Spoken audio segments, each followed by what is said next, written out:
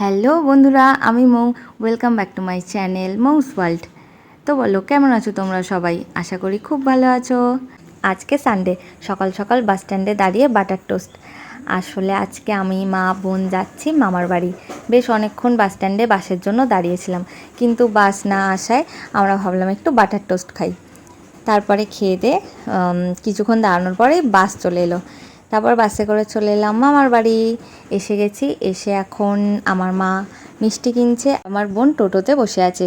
আসলে বাস স্ট্যান্ডে আমার মামা আমাদের জন্য একটা টোটো পাঠিয়ে দিয়েছিল, মামারই বন্ধু তপন মামা। আর এই যে এটা হলো পেটাই পরোটা, এটা আমাদের ভীষণ ভালো লাগে।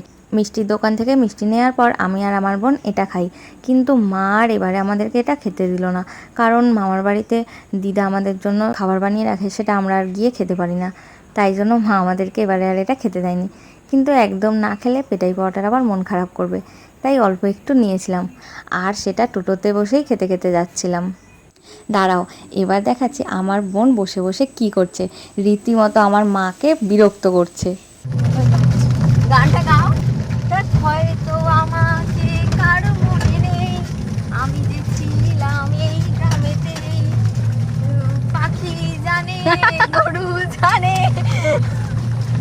চলে এসেছি মামার বাড়ি। দেখো, জাম পড়ে রাস্তাটা পুরো কালো হয়ে গেছে, অনেক জাম পড়েছিল। আর এই যে জাম গাছটা বেশ বড়ই, জামগুলো অনেক উঁচু থেকে পড়ে তো, তাই পুরো ফেটে যায়। চলে এসেছি ঘরে।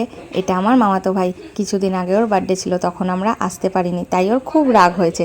আর আমার মা ওর জন্য একটা ছোট্ট গিফট এনেছে, সেটা ও নিতে আসছে না, ওর খুবই রাগ হয়েছে। ভাইয়ের রাগ কমুক, আমরাও অনেকটা রাস্তায় এসেছি, এবার একটু রেস্ট নিই। আচ্ছা, ভিডিওটা তাহলে এখানেই শেষ করছি।